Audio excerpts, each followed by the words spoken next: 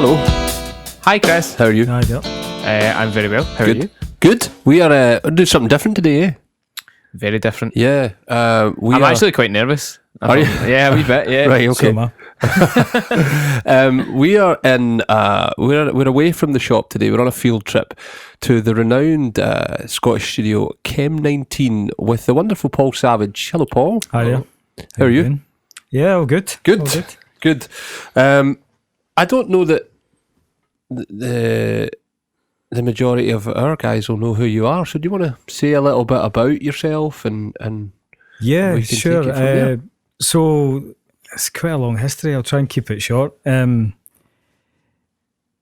I started playing in bands at school and started as a guitarist, and was in this band that had about 10 guitarists at one point, and we split up. Basically, there was too many guitarists, and the three of us that were chucked out of that band decided that we would form another band with Emma, who's now my wife, Emma Pollock, and so the four of us decided that we would do this, and we ended up with 4 guitarists. So we had to make a decision on who was going to play drums and bass. So I can't sing to save myself. So I was like, right, okay, I've always fancied playing drums, so I'll play drums. Stuart decided he was going to try bass. So we formed a band called the Delgados in 1994. Started a label called Chemical Underground to release the first record by the Delgados in 1995, and went on to release bands on the label like Mogwai, Arab Strap, Phantom Band, Slits of Trust, lots of different things. So we're still going today. The band split up about 10 years after we started, 2005. Okay. I had always been an engineer as well as a drummer, so Right. in the band, as well as touring, doing, we did 5 albums in that time. I got to work in lots of recording studios with some fantastic people. Got to tour the world.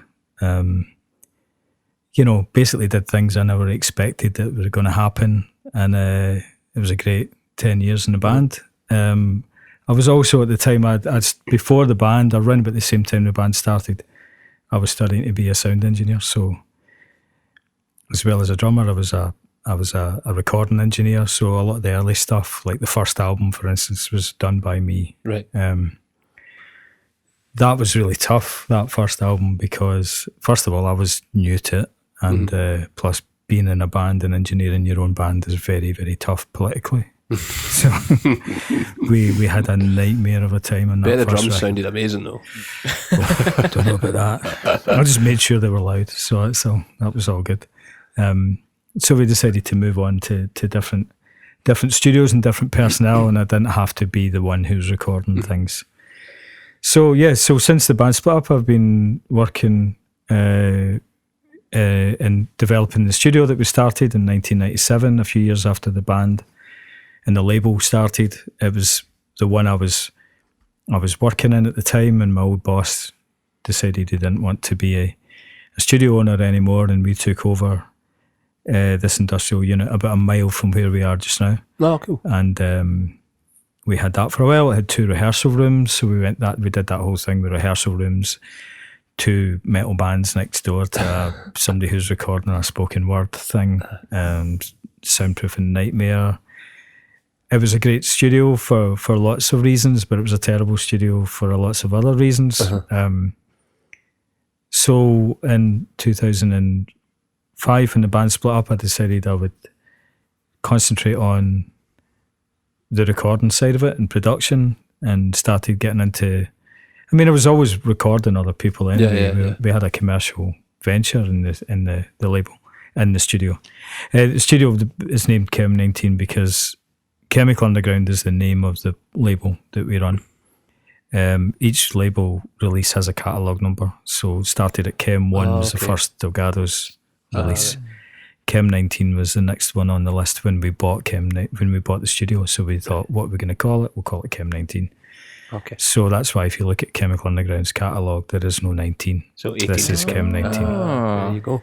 So that's why. Like that. Yeah. So, and basically since then I've been playing on records in the studio. Not so much live stuff. Emma still plays solo. I was her main drummer for a while, until it got too difficult with childcare and things like that to have both parents away from a small boy. Yeah. And also got younger, more impressive models like Johnny Scott and Martin Johnson in. They're both incredible drummers. Yeah, they're both very, very good. So Emma's got them to help if she ever needs like drums in a set. Oh, cool. So yeah, and now we're at a point where I'm still playing live, like I said, still playing live in the studio, but mainly just concentrating on production and engineering in the studio. And it's like a million things to unpack. Oh man, just from that. So is it true that drummers make the best engineers? Given that the old adage that you've got the best seat in the house, you kind of hear a stereo mix of the band, if you like, when you're playing live. Oh, that's an interesting. Yeah, I heard the same thing, but maybe from a different point of view. Right. Which the one that I heard, but I think that one's very valid because you do have an overview. I mean, I was always interested in production, and I'm not really a drummer first and foremost. Yeah. I never had any lessons as such. I kind of really learned by the momentum of the band in the first few years. I was never comfortable playing live. I was very, very nervous playing live until maybe album number 3. And then we became, I think we became a better band round about then, and it was, I think we all developed as players. Right. I was never a flash player. Yeah. But I tried to use as much inventiveness as I could. But yeah, from the point of view, I always was interested in production. So sitting at the back and watching everything that was going on, it was definitely what I did, mainly just because I was always interested in that. So I might have done it if I was still the guitar player. I just would have been turning around, looking at the drummer, going, what are you up to? But the thing I heard was that it was there's a theory that I've heard that you can't get a good sounding record without good drums. You would never get somebody saying that's the best sounding record in the world with shit drums. Right. I kind of think that's true. There maybe is one or two exceptions, but I think on a whole, it's a general rule. If you have a great sounding drum sound, it kind of translates to right through the recording. It kind of, you can get away with a really dodgy sounding vocal. I think, vocals can be manipulated and sound tinny and thin and affected. Whereas if you don't have the full spectrum, if you have a kick drum that has no weight, or if you have a really nasty sounding squawky snare drum, it's never going to be an appealing listen. No, you're right. True, actually, Yeah, you're right. So I think that's what I've heard but maybe that is maybe the combination of the emphasis being on good drum sounds, plus the fact that a drummer does get to see everything from the back. There's no one behind the drummer. Yeah. And you get to... I certainly wanted everything in my mix live. So would you have like a stereo band mix, like almost like a front of house mix? I would always want a front of house mix, really. Yeah. I would want to hear everything. Right. Just... Yeah. Because I guess that even if you look at it, I hate to use this word, but even if you look at it from like a product point of view, to make sure what's going out the front sounds great as an ensemble. Yeah. Rather than guys that just concentrate on, I just want the bass, or I just want... No, I never wanted that. It's funny, there's like two camps of drummers, eh? I don't know if you've experienced this, or if you've experienced this, Paul, where there are the drummers that want just, say I've played theatre shows where it's been like take some of the vocals out, please, because either they're not strong enough, or there's almost overload because there's too many voices, and then there's the guys like yourself that want it all because they want to hear how it all sounds as a picture. I think for me, we were never tight enough as a band to play to clicks and backing tracks. Did it eventually in the studio when Pro Tools became a little bit more. I mean, it's been an interesting recording experience from when I started learning how to record, and my first times recording drums in the studio, it was tape. Right. But like very quickly, like a year or 2 years later, it was Pro Tools, or Pro Tools was coming in. And it was this kind of old school thing where I would try and get to the end of a take on tape. And it was a nerve-wracking process because when you're on tape, you're like, if I screw this up, we stop and we go back to the start and we do it all again. Yeah. And it could be a brilliant take and everyone's playing really well and I mess up and that's it. And there's no, let's take the best of that one and the best of that one and the best of that one. You've got, we weren't doing it to a click, so it was more than likely going to be slightly different tempos each take. So the chance of splicing, and splicing on tape's a nightmare anyway, so we just never did it. So it was a case of like waiting for me to get the right drum take, and that pressure was really, it was quite, I really felt it. And it wasn't until I think it was maybe the third album that Pro Tools was kind of, and where we recorded in Glasgow was a place called Savah. Oh yeah, and so we did a lot of it with Tony Dugan in there, and he remember the time when we got to the third album, and he was saying like, why don't we just, if you can learn to do a click, to play to a click, we can just do multiple takes and we can take the best of it. So I quickly kind of, I think any drummer learning to play to a click the first time is odd. Yeah, it's a roast. It really is, but then you get used to it, and it was, eventually I got there, and I think it was a kind of penny drop moment. Like, not only can I just get a good, cobble together a good take or an acceptable take, I can be a lot more of a kind of a lot bolder as a drummer than I was before, because I was a timid drummer. Yeah, I was quite, not timid as in sound. I was always quite loud, but I was safe. Yeah. 3/4 of the way through the song, 3/4 of the way through the take, I'm thinking this is going really well. Don't fuck it up. and that's a nightmare to be to have these thoughts come in your head when you're trying to have a good feel, and you're just trying to make like, and you've got like this moment where you're going to do a fill, and you think, did I go for that really tricky one, or did I just keep it simple? And I would always keep it simple. Until sort of digital recording came along, and it was like, okay, I can try this. It doesn't matter, I can go for it. And it was like, and nowadays it's common for everyone to just think, oh yeah, you just cobble it together and punch it beat detective in. it. Which, so did that, in that case, that make you more creative? Yeah. Right. It did. We went stupid with it. I mean, there was a couple of songs that I look back on now, I was like, Jesus, nobody would even think about doing that now because it's just ridiculous. It was so cut up. It was almost like, really fake. But it was fun. I'd heard a story about Miles Davis's quintet in the 60s when Nefertiti, the album, came out, and the title track on it is called Nefertiti, and it was like the band had recorded like the greatest thing they'd ever done together, and the tape got destroyed by accident, and they just were like, right, we're done. So the take on the album's like, nobody can be arsed, because they're just their soul destroyed, because the thing they had recorded just 10 minutes previously was apparently the greatest thing they'd ever done.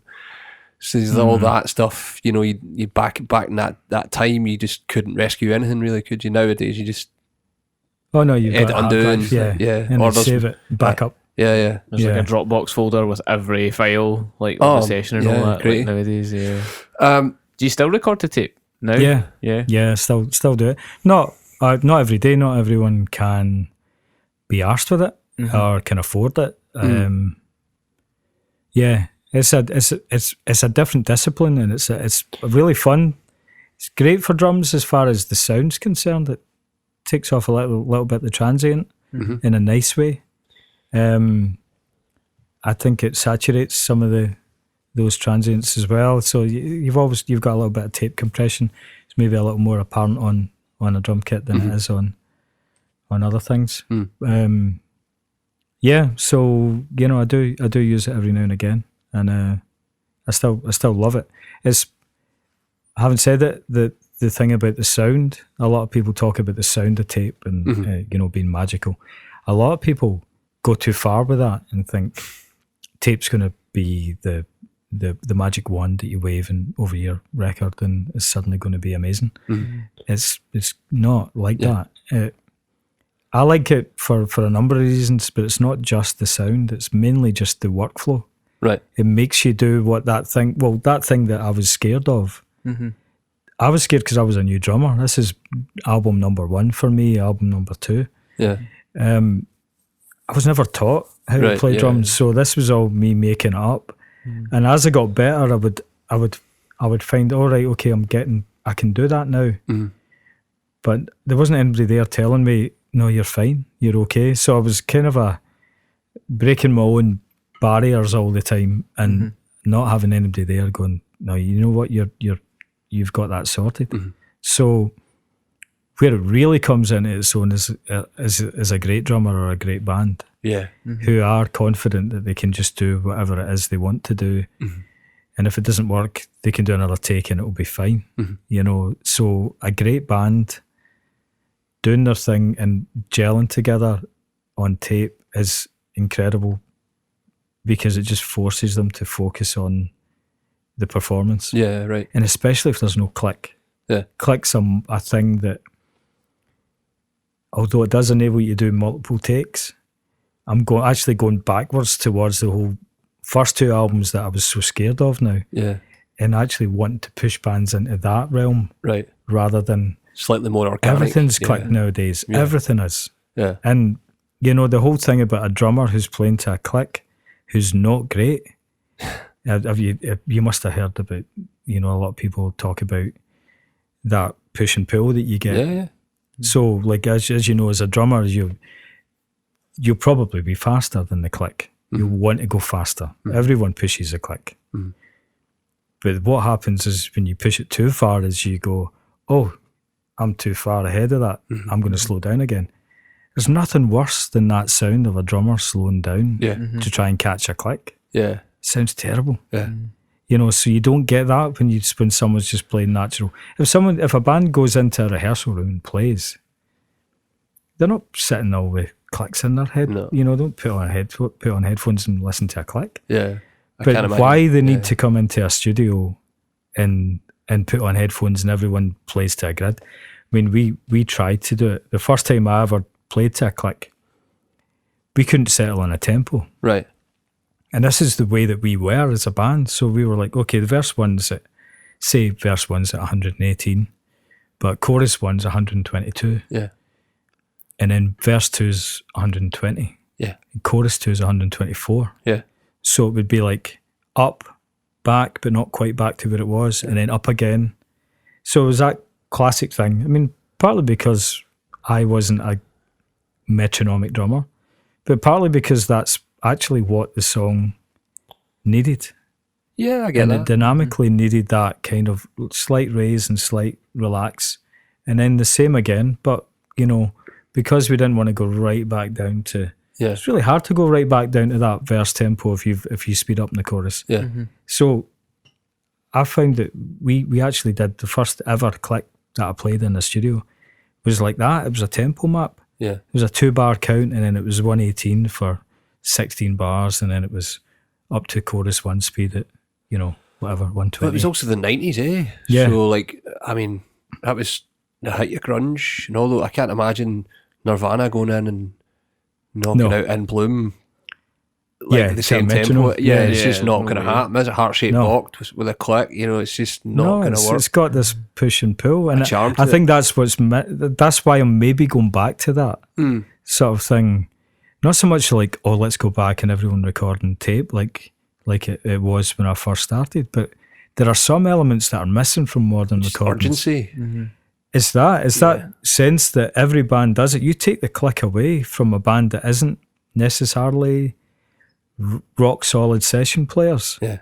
And let's face it, not a lot of people are. No.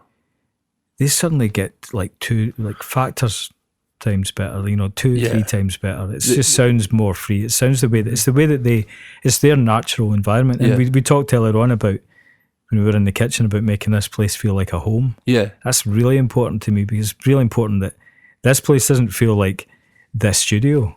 Like, oh shit, you better get, have your A game here, because we're paying, you could even break it down to like how much it costs to mess up a take. Yeah. You don't want that pressure. Nah. You want to just have it like, let's just create something magical. And the only way you're going to do that is to keep somebody in the environment that they're used to being. So if they're all having fun in a rehearsal room and playing live with lots of energy, why suck the life out of that totally. and go, right, you're playing to a click now? The biggest just so you can put a MIDI keyboard on? Yeah, sure. The biggest lesson I ever learned was take the accent off. Yeah. Like learning that was like, oh, okay. Yeah. Because if you make an arse of a fill, there isn't that little voice going, gotta get one. Yeah. Like there's beat one. If beat one becomes beat two, it's fine. Yeah. And it means, and you can just kind of chill a wee bit. Because that accent that's like God almost on the take, and that becomes more important than the actual song. And also if you skip a beat or something, or intentionally, there's a bar of 3. Suddenly you're like, your accent's on 2, and you're like, wait, some people just get. I'm lost. Yeah. So I guess being a drummer then, and an engineer and producer, how do you feel about things like technique and like classic drum sounds and like all that stuff? Is that a thing that's still massively important? Like Glenn John's sound versus close mic, and it's a big thing to talk about. But there's so much in that question. I mean, drumming technique is really important, and it's not so much important as in, can you do a really intricate sort of like jazz beat, 16s on one hand or whatever, crazy sort of technical stuff. Yeah. If you just give me a kick and a snare and a hi-hat and you make it sound like Respect from Aretha Franklin or AC/DC, Back in Black. The whole thing is both those beats are kick, snare, hi-hat. But they sound amazing. Yeah. And they sound amazing because there is a degree of difficulty in there, but mainly it's just the sound of somebody who's really comfortable, who can balance themselves, who can hit a snare, a kick drum and a hi-hat and make it all sound consistent, make it all sound good and solid. That's the difference to me between a really good drummer and a bad drummer. Like, I'm not interested in a drummer that can do the fanciest stuff if they can't make a simple kick, snare, hi-hat sound good. It doesn't mean anything to me. It's like the most important fundamental thing is that you get from A to B in a simple way, but just sound like it's brilliant, and I think that's sometimes lost on a lot of people.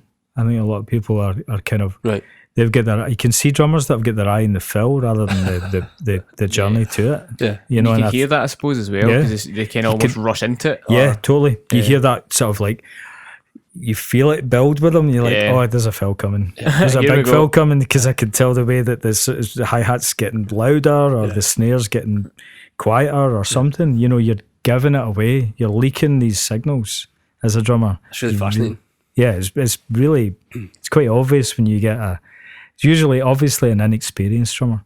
Sometimes you get these people that just come in and it is just that, like, somebody just hits a kick and a snare and a dead simple beat and you just go, they're amazing. Yeah. That just sounds great. Yeah. And I think the best drummers are the ones that are really, really well balanced. Yeah. And the ultimate drummers are the ones that are really well balanced, but can do all that technical stuff in a tasteful way. That's why God gets all the work, Yeah, all that kind of beautiful stuff, all that kind of really interesting stuff that he'll do.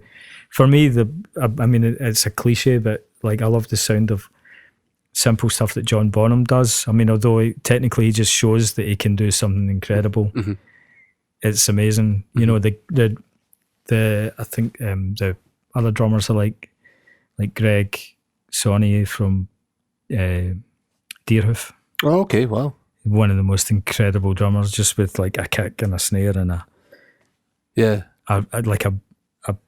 big two rides together as a hi-hat. You know, he does like crazy stuff like that. And he's just the most inventive and crazy drummer, but just insanely good. And it's the total opposite side of the spectrum to this kind of tasteful soul drummer that maybe would have been on Respect, but I think he just does it in it with full of character. Yeah. So I like lots of different people for different reasons. Yeah. And personality wise comes through. The drummer from Slint, for instance, who's also on the Four Carnation, incredible drummer. Is it Brian McMahon? You check him out. I can't remember. I'm terrible for names. Do you know the drummer? His name's Ilan Rubin. Don't think so. No, he's like a big American session guy, but he plays now for Nine Inch Nails. Plays for Angels and Airwaves, that kind of guy. But he's a proper rock drummer. Yeah. But whenever he plays drums on a session, you can tell. You know what I mean? Like when you listen to a record, you can tell who's played on it because all his records have that personality that you're talking about. It just comes through. For me, he's that guy. Like he's like that. He's got a distinct sound, and apart from the fact he's a frightening monster of a player, like he can also just play it, and he can still inject his own thing. Yeah, exactly. Yeah, he has his own personality when he plays, and you can tell. Like even if, like, say he's filled in on a session for one song, you just know like that's Ilan Rubin. I can hear it because you can tell even by down to the way he like his nuances on the snare drum and all that kind of thing. Yeah, maybe I'm just really sad and I notice that kind of thing, and I'm a uber fanboy, but. You know, no, it's important. I think it's important to not. I think for session musicians to be.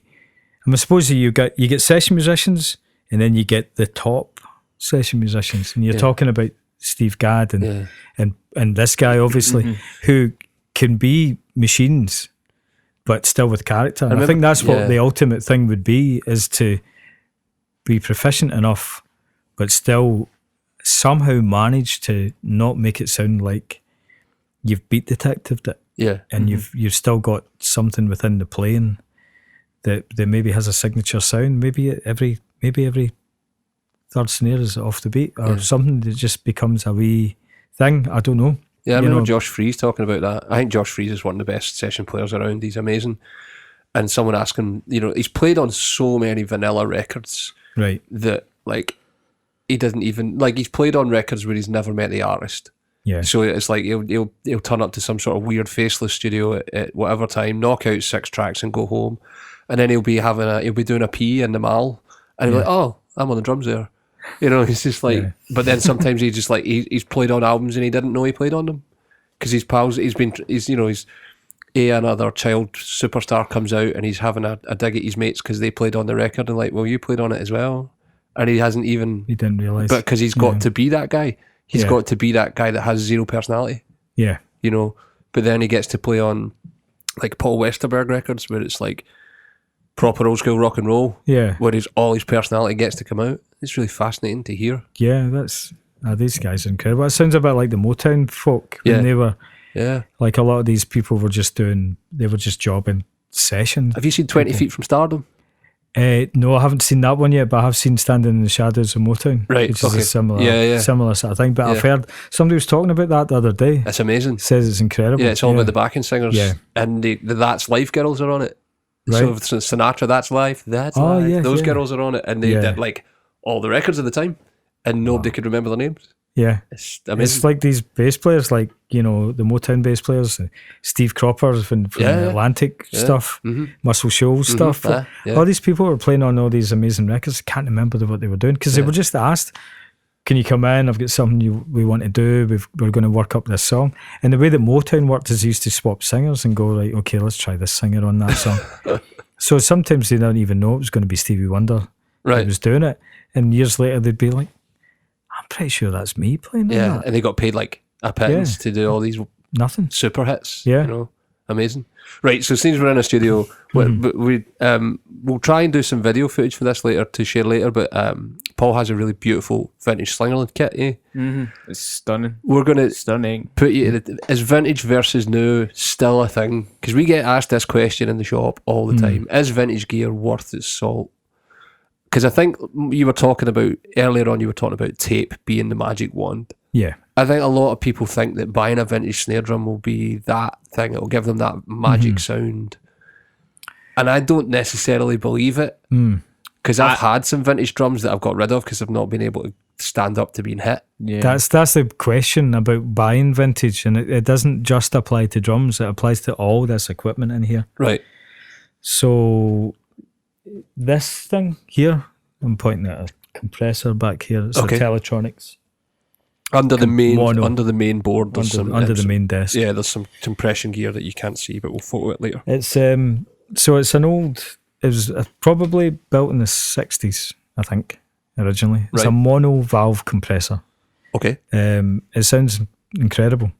This is a new reissue of it by the company that owns the copyright in it. Right. They started making them again maybe 15 years ago. So it's a new reissue. So I bought it. It's an old. As far as I can tell, it's an exact replica, Right. within reason. I mean, there's probably some germanium capacitor in there that isn't exactly a spec, and you'll get some geek talking about how it's not the same, but essentially it's the same. Now, that new costs about $2.5 to $3,000. Okay. You could probably spend upwards of that on an original one. Wow. Wow. But if you bought the original one, you're always running the risk of some element of it being 50 years old or whatever. Mm-hmm. It possibly has some issues, and you don't know what that issue is. You just know, is this sounding right? This is the worst thing about audio gear, and it's probably the worst thing about drum gear. Old drum gear is like, is this good? Uh-huh. It does sound old, yeah, but is it supposed to sound like that? Yeah. So what I would always say about drum gear or audio gear is that if somebody's done a replica of something or is doing it basically to the standard that it was before, and you're okay with the limitations that might have compared to a modern drum, if it's got the sound that you want, I quite like the idea of buying a new version of the same thing, because the reason is you buy I bought the Ludwig. I came into the shop and I bought that 402. 402. Yeah, the newer one, yeah. Which, when I hit it, being a fan of John Bonham, it was like, that's that sound. Yeah. And that's I can hear that. If I searched eBay for a 1972 Supraphonic, chances are it's maybe not going to sound quite as good. Yeah. Straight off that point, I bought a 1968 Ludwig 400, the 5 version as opposed to 6.5, and I couldn't agree more. I don't think it sounds nearly as good as a brand new one does. Yeah. Purely because I think, well, firstly, the hardware's made a lot better nowadays, so the thing would stay in tune if it was brand new, whereas this old one really doesn't. Like a lot of the lug inserts are all kind of rusted and kind of... Yeah. But again, in my head, I was like, oh, well, it's a vintage drum. It must sound good.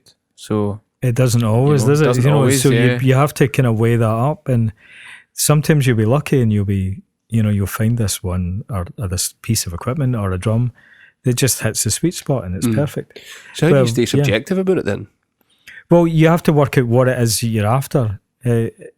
For me, hearing that drum that I bought, I didn't care. It was a new one. Right. It had the sound that was part of the character that I was looking for. In the same way that if I buy this microphone I'm speaking into it's called a Bach 251. It's an exact replica of a Telefunken 251 from 1950s. Sinatra used to sing into this type of microphone. They've just done it new. But if you got that, if I found an original Telefunken 251, it would be shot. The capsule would have 60 years of spit in it. Yeah. So do you really want to take that risk? Plus it would probably cost twice as much as this one does. Do you think there's a romanticism then attached to, so say you get the Ringo kit from Abbey Road, the record, right? No one's ever going to play it like Ringo did. No. But there's this weird attachment to it all that, like, oh, well, I've got the Ringo kit, so it's going to be great. Yeah. It's like, it was a record is just a snapshot of a time and place.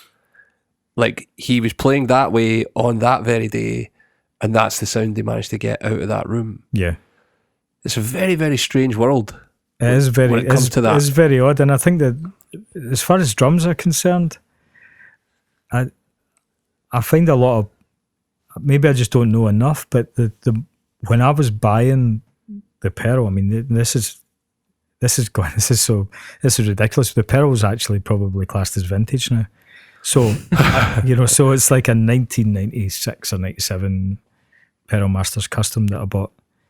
I still see that as a modern drum. It was a new idea. I remember at the time it was quite a new thing, and I tried a lot of bass drums in the place, which was actually this. I think it was where the old drummers only was. Yeah, really. Wow. Mr. Music was about. I think it was Mr. across Music. the road and a little bit further down. But it was on Commerce Street. Yeah, there was an old drum shop, or was it a full music shop? I think I was only ever in it once as a kid, so I can't remember if it was a full music shop or just a drum shop. We might have had, it might have been because I think we might have bought the bass amp there as well. Okay. I think we just went in with a publishing check and went, we can buy stuff. I want a drum kit and he wants a bass amp, and we just bought stuff. So it was like, I didn't really know much about drums, and I just tried lots of different ones. Mm-hmm. I wasn't, and it was around about the time when new metal was just beginning to sort of come into the fore, and it was horrible clicky bass drums. Drums with no tone. Yeah. Drums with just like really kind of aggressive tones or just no tone. Just like I really didn't like the sound of it. Mm. But this Pearl thing had a nice big. I like kick drums that have a tail to them. Right. Usually. Sustain. Sustain. Mm-hmm. I can't do the technique where I bounce it. Mm-hmm. So I need the drum to do a bit of the work, because I'm just not a technically good enough drummer to bounce it. So, and I'm a bit of a heavy-handed drummer as well. So I'm really heavy on everything. Right. Like, I'm not a big guy, but I hit them hard. I hit really hard. Right. And so I need the drums to give me that. So I was like slamming the kick drum and slamming that batter side tight shut. So I needed that boom to come from the resonant skin. Mm-hmm. So I think I got that from the Pearl. Mm-hmm. I still see that as still a slightly modern kit. I know they still make them, don't they? Yeah, they still make the Masters range. I can't remember if that's a maple kit. I didn't check It's the a brand. maple one. Is it a maple? Yeah. So yeah, there's two versions of that. They make it currently within their line, and Masters has been in the Pearl line since the 90s. Yeah. Pearl were one of those companies in the 90s that were much like Yamaha and Tama. They were really revolutionary. They were trying different things, and one of the first companies to sort of undrill the tom shells, if you like, so that they would have a mount that wouldn't penetrate the shell, so the drums were allowed to resonate. Because I think drums along that time, like 80s and 90s, when guys like Dave Weckl were becoming massive, were all about, especially the Japanese companies, if you check their ranges out, are all about resonance. Yeah. It's as much resonance as they can. So undrilled bass drums were becoming a thing. So it's exactly what I've got. So the toms, the two toms that I use have the clamps on the top. On the hoop. Hoop, And the bass drums undrilled. Yeah. Right. So that became, because of the close miking thing, it became massive in the 80s and super gating and all that, where just resonance wasn't allowed. I think a lot of drum companies went down that road because of that. Yeah. And I think I must have made that decision without actually. I'm only voicing it for the first time, really. This is quite a long time later. So I must have known exactly what kind of tone I was looking for, and something that gave me gave me a bit of a character. But I did used to hear a lot of the thin ply, older vintage drums, and I'm still in some ways trying to get my head round the fact that I love Motown, but I can never quite get that same sound, because it's a very different miking technique. Well, that's what I was just about to ask about that. Yeah, because I know that certainly Blue Note, they were firing out records in the 50s, and things like the bass player would stand right beside the drummer, so the upright bass would be picked up by the hi-hat mic. Right. That kind of thing. So how does that affect how you A, buy drums, and B, record them? Those techniques. Are you into trying loads of different things? Or? I'm into trying different things, but again, the chances of finding somebody that it's not just me that gets to choose, I suppose. It's like, is the band going to come in with a double bass player? Right. And would they like to try that Glenn Johns technique, or would they like to try something that just makes it sound quite different? Or did they want to just play it safe? They're paying money. They're not paying me to experiment for my own pleasure. So it's kind of a balance between the expectations of anybody that comes in and maybe my own curiosity to sort of like old drum sounds.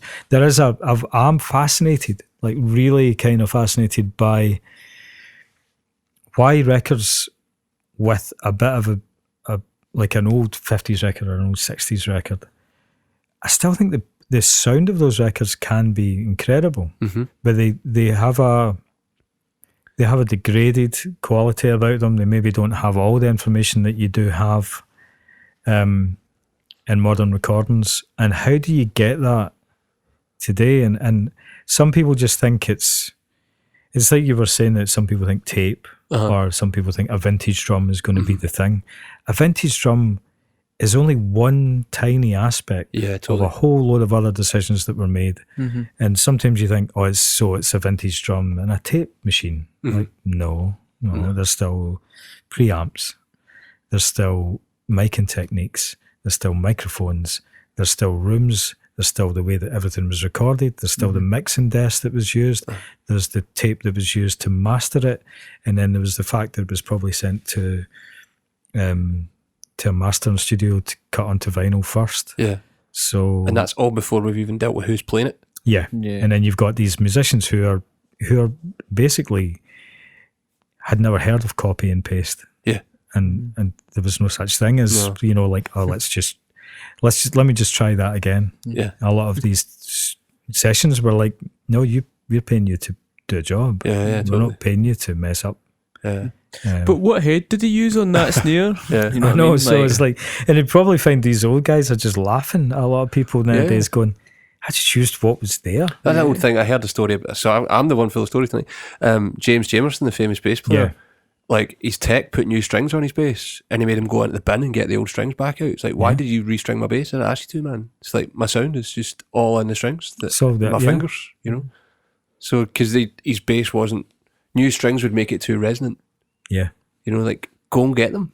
Yeah. Go and put them back on. Put them back on. Quite right. That's what you know. Yeah. Because that leads me on to heads, like new heads versus old heads. I mean, like, I've heard guys be like, every time you take new head, and I've heard guys be like, played on a 70s Sonar kit with the original heads, it sounded immense. Right. Well, I mean, this is interesting because we used to tour, and it got to a point where we were touring like for months. We were away for months, and we had a tech. Ali was doing everything on stage. Basically, like, I remember day one, we always started in Toronto on American tours, for instance. And day one, when Ali was involved, he was just say, right, can you set up your kit? But he says, it's the last time you're going to set up your kit all the way through the show. I was like, what are you talking about? It's like, I set up my kit. And he says, no, you've set up the way you like first night, and then I'm going to mark it all, and it's going to come back like that every single night, and you tell me if I got it wrong. I said, look, Ali, you don't need to. I can do it. He said, no, you're just going to get in the way. He says, it's not an ego thing. It's not like keep the drummer away from the audience or anything like that. It's just, I know what's going on at any time. Right. I'll do the kit. I'll get it all done. I don't need you to trip over stuff and get in the way. So, like, he came in and he would do that. And that was when we had a bit more of a budget. So I used to be the kind of person who would be like, I would play a snare skin until it burst. Right. Or it was obviously pitted. So you didn't have the money. But then we were doing these tours in America, and you couldn't, like, be playing in front of lots of people with, a snare skin that's about to go. So we had a thing where it was like every 3 nights or something. I think it was every third gig, it'd be a new snare. Because he said, well, look at it, you've gone through probably an hour sound check, an hour and a half show. You've done that 3 times. There's a lot of playing on it. Plus you hit pretty hard. So let's just change it. And I do remember thinking it's overkill, but every time it was a fresh skin on it, it sounded better. Mm-hmm. And it maybe I just never got to the point where the skin, you know, like an old teapot, got to the point where it was like years of use and it had a feel or a sound or a taste. I never got to that after 3 nights. I never even got to that after probably 3 months. Yeah. I can maybe understand if somebody's had a skin from the 1970s that, all right, okay, maybe they certainly haven't let me loose on it because I would have pitied that thing by, you know, like by 1971. So I don't know what the answer is to that. I think maybe I quite like the sound of a fresh snare skin, but I'm not so sure about fresh toms, right? Because they can then be way too ringy. Toms, like to me, are like things you sneak up on and you try and capture when they sound right. I could pick up one of those toms from the back room and hit it and go, oh shit, it's at the sweet spot. Let's take this through now. And I've got a kit that's all 5 different colours. Oh, great. Because it's like, this one sounds good right now. Uh-huh. For some reason. It's maybe the way somebody else tweaked it last week. Uh-huh. And it might not even have sounded good now, but now that they've changed it and it's settled and it's sat in that cold room and it's coming into this warm one, it's got a sweet spot right now, so let's use it. And I think that toms are really odd like that. So I find it really hard. I mean, it was great when you were in helping me with the Mogwai stuff because you knew how to get this consistent tone with a new skin on a tom. Yeah. I could never do that. I just wait for toms to ripen like pears. There's a sweet spot of probably like 10 minutes with a tom for me. I don't disagree that there's certainly a sound sweet spot. We get asked this a lot here about tuning. Yeah. I think every drum has a sweet spot somewhere. Yeah. You know, and it might not be where you want it to be, unfortunately. Yeah. You know, fighting against the natural. Yeah. Or it might not be where you want it to be with that head on it, or, you know, that stick tip. Because the size of stick will totally affect how it sounds and all that as well. The tip on the stick as well. Yeah. Massively change totally it. change it. There's all these things that I'm kind of learning over the years about things, and maybe I'm with the Slingerland, I may be fighting something because I want that to sound like the Pearl. Right, so to put this into context, Paul brought the shop this beautiful Slingerland snare as well that we had to. Oh, you're talking about the talking about the bass drum. Oh, right, sorry, the Slingerland bass drum, which I did bring in. Is it 70s, that kit? 1973, I think. Wow. Or that's the series. Right. I don't know whether that was bought in 73, but it's Gene Krupa, 1973. Right, okay. Yeah. So that'd be famously used as a 50s kit in Back to the Future. Under the Sea dance scene totally, no way. Is a Gene Krupa 1973 and probably in similar colours. It's an oyster shell or whatever. Brilliant. Wow. And Drum Geeks went on online. Totally. That's impossible. That's impossible. You've got a 1973 kit in 1958. That's ridiculous. How did they make that mistake? They're arguing the theory of a DeLorean that goes back in time. Wow. With a drum kit. Wow, wait a minute. What was that TV show, Mindhunter? Did you watch that? Yeah. Set in the 70s and there's like a DW collectors in it. Oh, yeah, that's right. Oh, come on, guys. Like, you could have at least, with the budget on this TV show, surely you know someone who has like an old school kit that you could send, they put on the show. What bit was that? They go into in season 2, they go into a recording studio to talk to a guy that's in connection with the main suspect. Yeah. And there's a DW collector sitting in the corner, like brand new 2000s hardware, just like, that's great. Yeah, that looks. This is just taking me completely out of it. So it's taking me way back. On a more recent note as well, see the Bohemian Rhapsody film, right? Yeah. See when the end when they played Live Aid, right? And it's maybe just me that's noticed this, but I'm convinced that see when they do like the pan round of all the band playing to all these thousands of people, I am sure that the drummer, the guy who's playing Roger Taylor, is playing a 2018 K Sweet Crash. There's A Customs on the stage as well, and they didn't get invented till the 90s. There you go. See, okay. So maybe it's all over it. Aye. It's ridiculous. They're just drums. They just don't get any respect in the film business. They do not, man. You know, we're going to bring it back under the sea together. Do you know what? We should have somebody. We should go out as like drum. You know how you get music supervisors? Totally. Any film with drums involved. Aye. Like, hold on, a drum consultant. That stand wouldn't have been That's not going to fly. You know, there's going to be a guy that back row the cinema throwing something at the screen. Don't you get it? We're going to get complaints, guys. We're going to get complaints. I would love to be that guy, just like walking about with like a clipboard, see like a supervisor on a building site. It's like continuity. No. It's like the people that snip cigarettes for different takes, so you can always have the same length of cigarette. That's a thing? Yeah. Oh, amazing.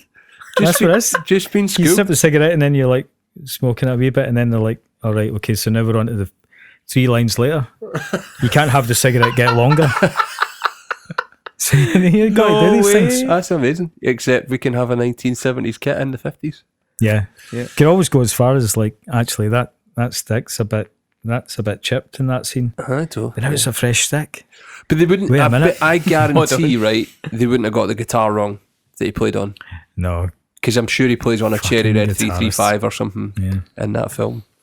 Totally nerding out. Drums get no respect. No respect. No, none. So, it's no secret you've worked with a lot of the same bands over your career. You know, Mogwai being an example. Mm-hmm. How do you sustain and keep sort of long-term relationships when these bands come in with different, what's the word I want, concepts? When you know how they play, so you'll know Martin from Mogwai really well. Yeah, you know how Martin plays. He's loud, hits him pretty hard. Really unusual setup, weird angles, and trying to get mics in and all that. You know, and so is it very much just not customer service, but you know, you just give the band their place without influencing it too much, or do you get to influence these guys now because you've worked with them and they trust you? I suppose it depends if I'm hired as an engineer, and most of the times when you're talking about somebody like Mogwai, I'm hired as a producer, right? So engineer, I do production and engineering at the same time. So I suppose back when we first did their first album, it didn't really have a name. Mm-hmm. It was just recorded by me. Mm-hmm. I suppose the term production was something that just came later by proxy. So yeah, it's hard to tell. I mean, I think a lot of bands go through different stages in their career. They maybe want to try something new. Mm-hmm. They maybe do 2 albums with one person and then go, you know what, let's mix it up, let's go with someone else. Mm-hmm. You know, Mogwai are that type of band that have been, you know, we did some early stuff and there was a period where I didn't do anything with them, and then they came back to me for a couple of albums in a row and some soundtrack stuff. And, you know, so they're, you know, in the last album they were away with Dave Fridman, who was somebody else they worked with. Just after the first album, Dave Fridman did the second album. Oh, right, okay. Dave Fridman has also worked on Delgados records as well. Okay. So there's a kind of almost like a family of maybe people that, if you're talking about Mogwai and certainly Delgados, there was a similar group of people with myself, Tony Dugan, Dave Fridman, and Andy Miller as well, who used to be an engineer at Chem 19. Right, so it's like peers almost. Yeah, so people that they know and trust and that we know and trust, and, you know, people that we all get to, you know, that everyone's got a slightly different style. Mm-hmm. And, you know, I think as a producer and as an engineer, you got to kind of be able to take it on the chin when you're maybe not called up for the job, because you might not be all the time. It can be hard, and it was something that I found really hard when I was younger. But I have to remind myself, like, these decisions that are being made by bands are sometimes not personal. They're just like, do you know what, we just fancy something different. Yeah. You know, we want to go somewhere else. But the good thing is that, certainly in the case of Mogwai, that they have tried lots of different things, and I think it's maybe just like there's a natural sort of like, we tried that last time, let's move on to this one. And, you know, maybe I'll get a shout for the one after this. So, you know, like, maybe suits their band because there's no singer. Yeah. So they want to try to pull a different sound out or something, you know. A lot of the decisions that some bands will come and say, look, we're not gonna come to Chem 19 for this one and work with you on it because we want to get to Glasgow. Yeah, you know, we just want a holiday. We want to go to a residential studio somewhere because we can.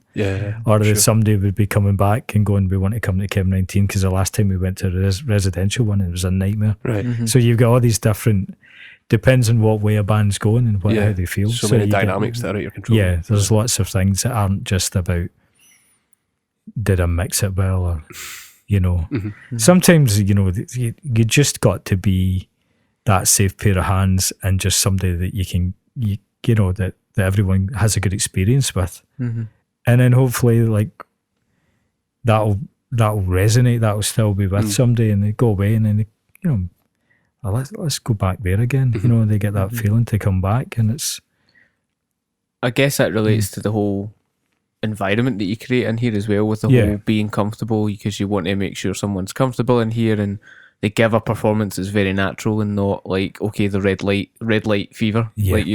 Like it's a thing, so trying to make it a comfortable situation. I think a lot of people do choose studios based on comfort and facilities, and comfort could mean they walk out their flat in 5 minutes they're in the studio, or it could mean they they can get away from their flat in the place that they're usually in, and they're not going to bump into their pals and end up having to go for a pint or something. You come to somewhere like here, and there's no pubs worth going to around here. So like it's a very different sort of choice. Some people are like, I want to be able to go and get a flat white. Yeah. Although you do have a Super Nintendo through there that I reckon a lot of people probably spend a lot of time on. That's a secret weapon. Never mind the back catalogue of albums that have been recorded here. Yeah, exactly. There's a SNES. GoldenEye, get on. I know. The amount of people that love that, it's incredible. Yeah, I guess, and you're dealing with artists as well, I guess. So they can be not contentious people, but they can be emotional people. Yeah, and the one thing to bear in mind with artists is that even the ones that are, like you say, contentious or can be emotional, they are the most arrogant artists would probably be at the least arrogant point when they're just about to sing in a studio for the first time, a new song or a new idea. So when I see them, when I work with people, I always have to bear in mind that no matter what a reputation is, everyone is vulnerable. Yeah. I don't know any artist that's bulletproof that just comes in and wait till you hear this. This is gold. This is going to be this is going to be huge. No artist is like that. Everyone is a fucking wreck. Is this good? Am I doing something that is ridiculous?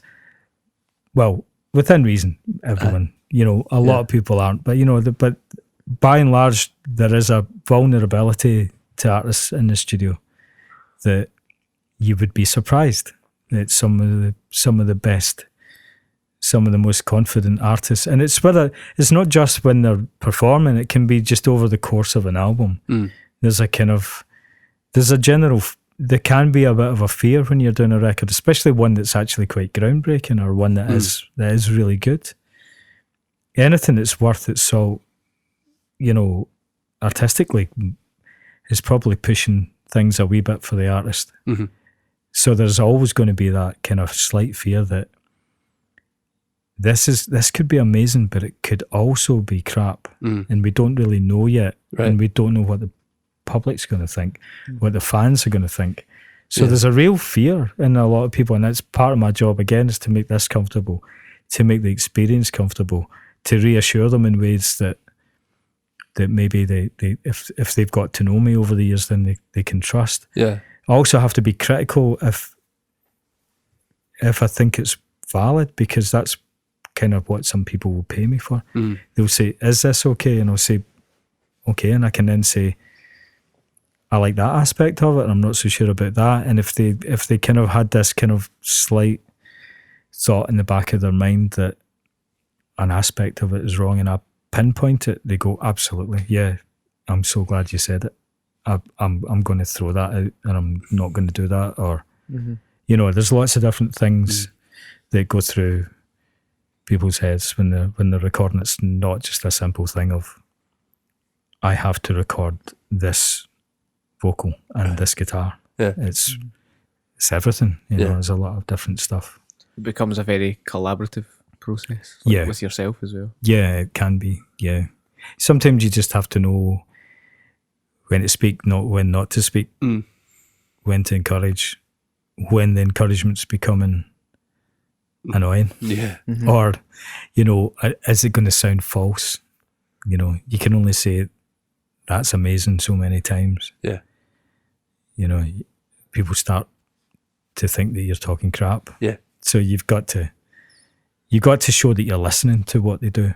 So sometimes when I'm working with people I don't know, like a drummer that I don't know, for instance, if we bring it back to drums, I'd like to hear them do maybe 3 or 4 takes, and then maybe if there's a technique or something, I would like them to try in a chorus, say open it up a bit more, or try a different fill, or try a different technique.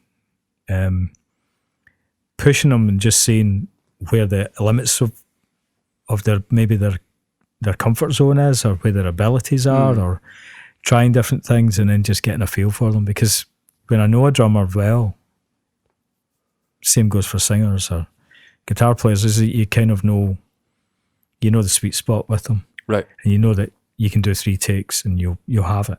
Mm-hmm. With some drummers, like with Martin, for instance, from Mogwai, if we've got the time and we've got the framework of the track and he's working to a click, and maybe there's been a few times in the last couple of records that it has been like there's been a quite an elaborate demo that comes in from the start. So you've basically got the track there to play to, and you maybe replace things as you go. So it might be based around a drum machine loop or a keyboard sequence. So then Martin's got to sort of fit on top of that. So sometimes he'll quite like to tell people to go away. And it'll just be 2 of you. Just be the 2 of us, and he'll just be like, just give me it again. Just give me it again. And I've got to listen and try and understand what he's thinking. And he's very symmetrical. He thinks, I've suggested things to him, and he's kind of blown my mind about how he's kind of went, I can't do that, because see if I do that fill, that is 2 toms there with that one, that won't be symmetrical to like the first verse. I do a reverse version of that, and then 2 minutes later I'm doing another version. He's thinking about like crazy stuff like symmetry within the songs, geometry. Like there's been times where I'm like, I had no idea that that's what you were doing. He's like, no, that's all. It's all kind of like it's a lot more planned than you might think. Yeah. So sometimes when you're working with someone, you got to find out what it is that's important to them. So for me, it was like, I'm not sure I like that fill there. He's like, yeah, but it has to be there because it happens in a slightly different form somewhere else, and that is locked down. So therefore, it has to happen here. So it's kind of like, okay, that's great. That's what makes you, as the drummer that you are. Yeah, and I guess it also means that, well, it's super considered, isn't it? Yeah. And it's like this sort of global picture of the whole song. Absolutely. He's not just playing a fill because he can play a fill there. He's as you said, he's got it all locked out in his head. Yeah. It's kind of that thing where if you do the same fill, twice, one after the other, it sounds stupid. Yeah. Yeah. But he's like that between like different verses, they're totally different sections of a song. You'd be like, oh no, you can't, or I have to do it. It's that kind of thing. That's pretty fascinating. It's kind of interesting way to make music. I've never really considered it. I mean, I'm sure there's other songs where that's one in particular where he was quite precise about how he wanted it.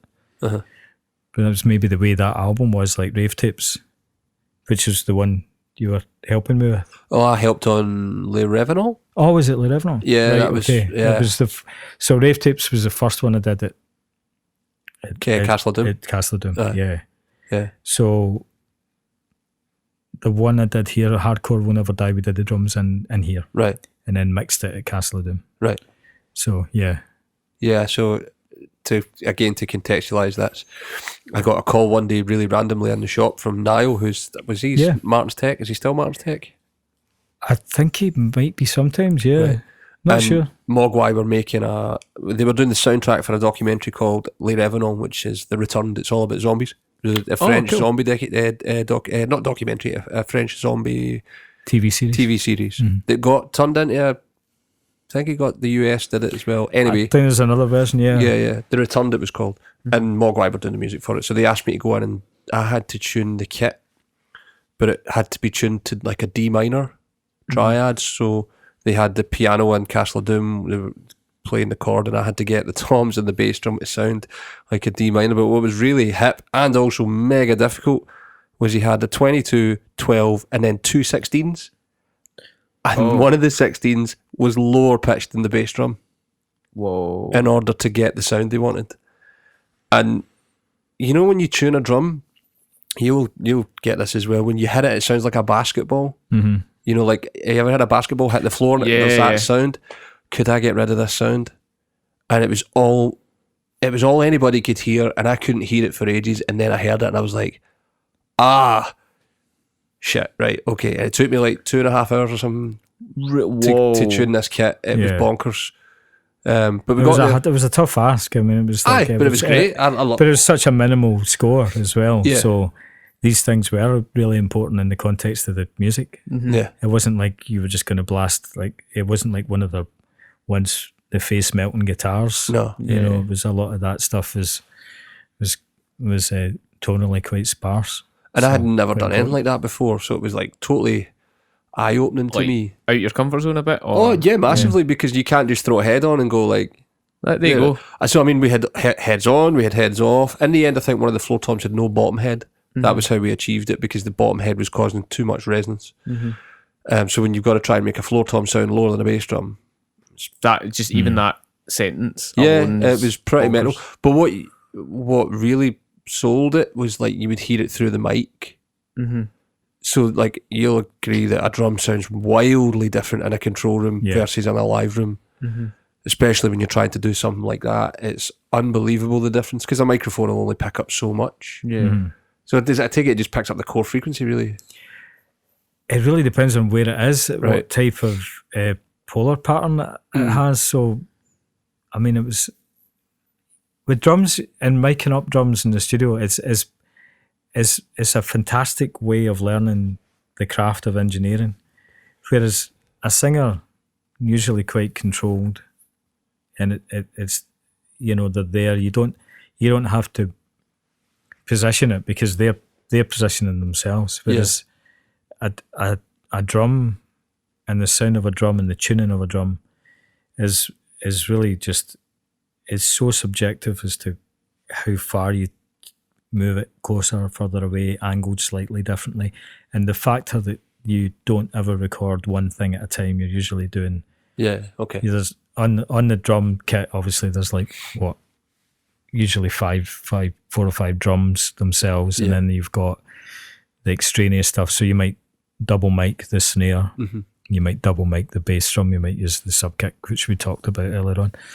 Then you've got overheads, you've got hi-hats, you might even spot mic cymbals. I think you spot mic you were making the room that day and all sorts. Oh yeah, definitely mic the room. I mean, it's like I thought I'd learned a lot. It was quite an education last year when we had Steve Albini, who's one of my favourite engineers, not producers. He hates the term producer, but he did like in utero. Yeah. So famously, yeah. So the famous sort of drum sound that he gets was fascinating, because he came in, he did a talk, he did a day. I think it's still online. You can see it.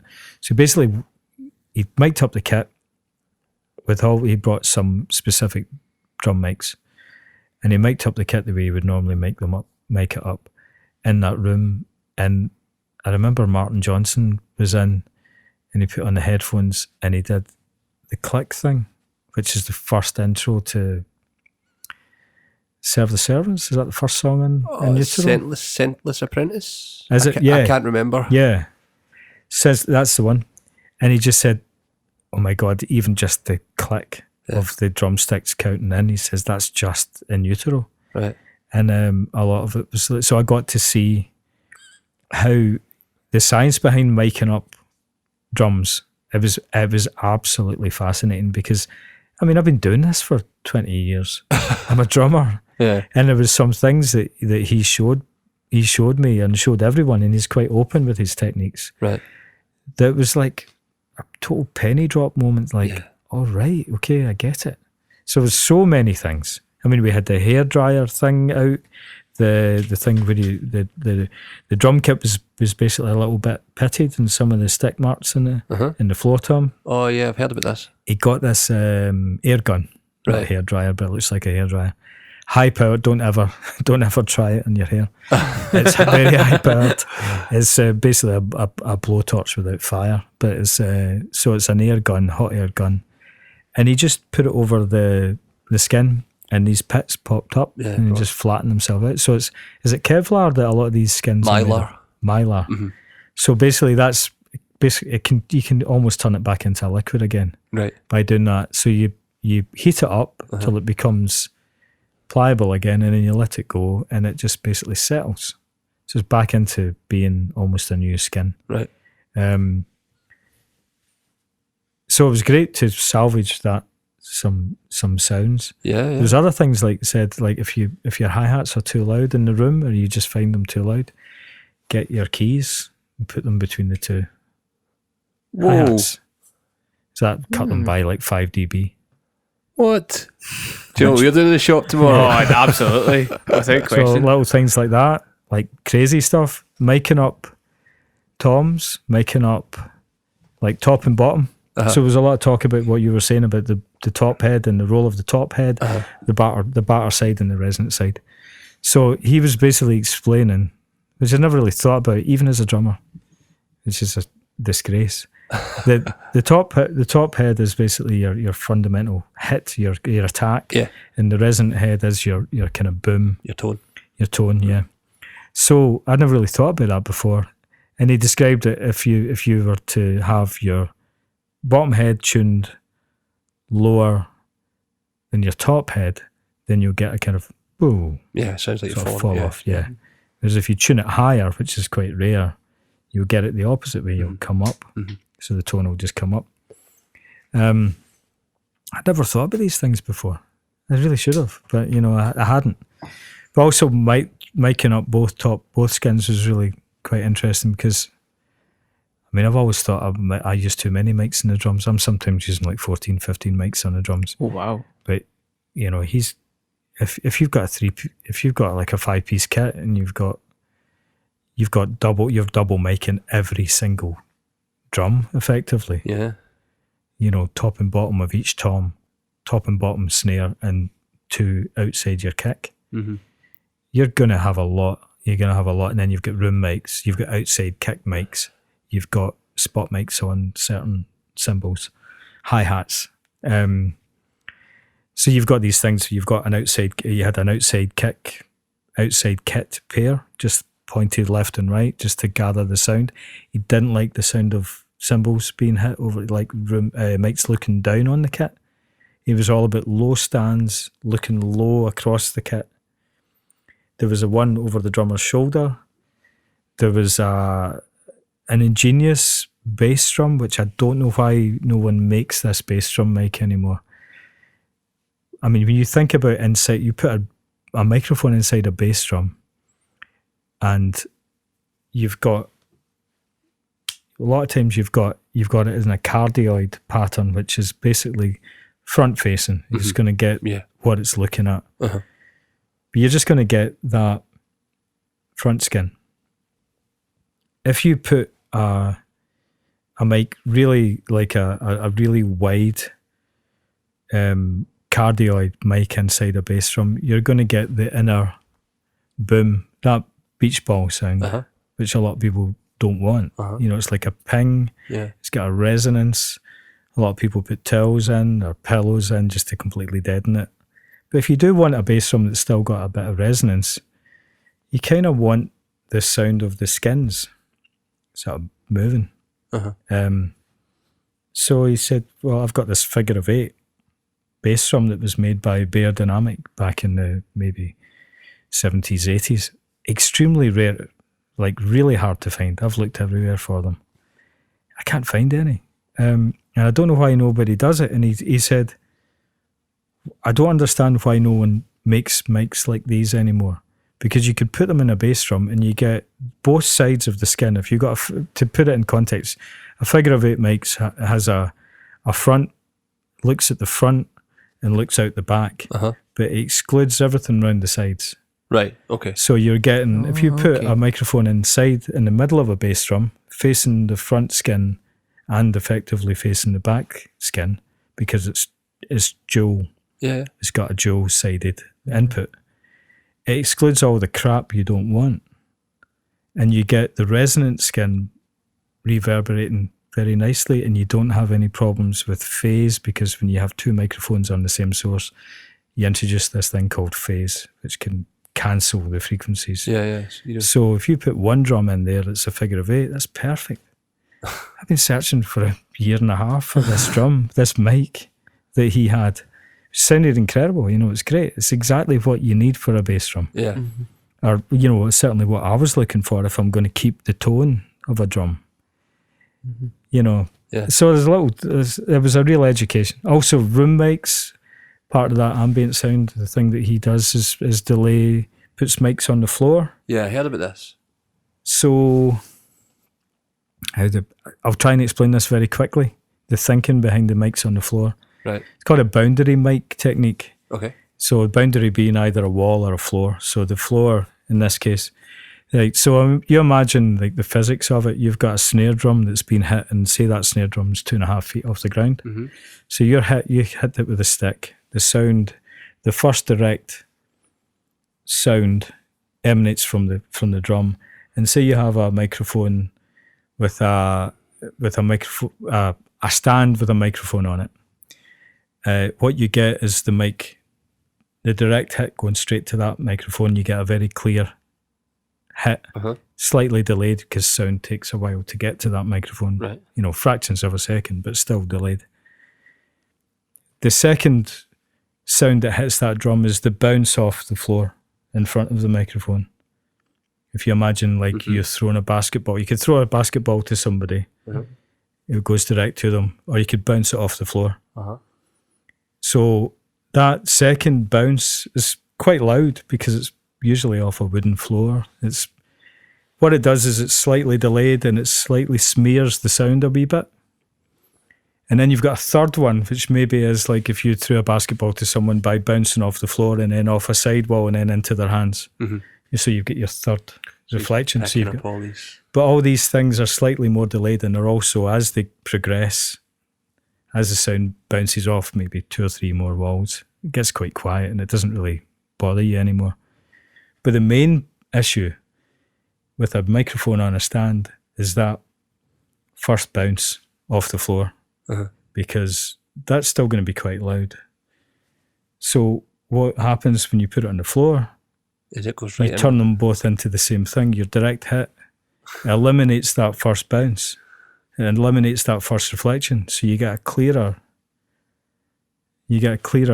response at the microphone. I'd never thought about it. I was thinking it's just logical, so a lot of things like that. And then the idea of delaying it is just to get the sense so that the microphones are further away, and you get a louder, you kind of get the sense of it's being compressed in a way, because it's louder, but it's delayed. It kind of has it's like it's compressed without it compressing, without any artifacts of it being compressed. Schooled, man. Wow. Schooled. Just while we've got you as well, we get a lot of questions about this in the shop, and I mentioned to you a bit earlier on about home recordings. Sure. We have a lot of guys come into the shop asking our approach, and a lot of the time we don't really have much of an answer. There's products that have came out recently, like the Yamaha EAD10, where it's basically it's like a trigger that you put on the bass drum, but it's also got a microphone on the top of it. Okay. So it picks up the full kit. Yeah. And stuff like that now is great, but some people maybe just don't have the funds for it, or they maybe don't have the space, or they maybe just don't have an outlet for it. So what would be some of what in your mind, how could someone achieve a great recording in their house, or how could anybody achieve that? It's quite hard in the house, because I don't want to sound like somebody that's trying to sell a studio, but that's the one thing that keeps our studio alive. Yeah. it is actually like one of the most common things that we do is somebody will say, well, we want to track drums. I got an email today. Somebody, a friend I know in Dundee, saying, I've got an album all ready to go, but there's 5 tracks I want drums on. Can I come in and just book it for a couple of days or a day and see how it goes? So, I mean, we just talked in length about different microphones. You could go into preamps, you could get into different things. I mean, of course, you could get a really good sound randomly. For me, I'm all about room sounds. Right. Whether it's a dead room sound or a big room sound, it doesn't matter. If it sounds good in that room, that's great. The thing that I find most unnatural about some recordings is like, I mean, I take it you're all drummers here. Yeah.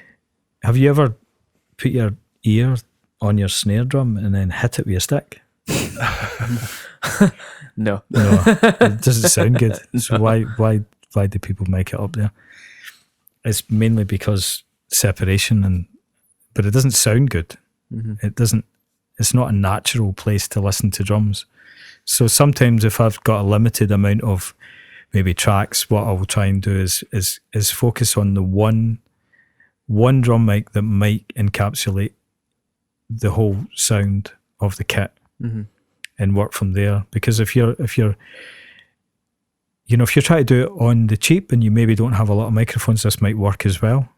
But if you can get a decent condenser and find a sweet spot that gets you everything, maybe just outside the kick, maybe a couple of feet out, you might find that with a decent preamp and a light bit of compression or something, you've got everything that you need to an extent. You know, if you're going to record and sound replace everything with different things, then that thing that you're talking about, like maybe triggers, is exactly, because all you want is the information by that point. You're going to replace it by something else. But I do think that you have to maybe go right back to what the old school sort of like 50s and 60s recordings, it would maybe be like, sometimes it'd be like 2 mics on a kit.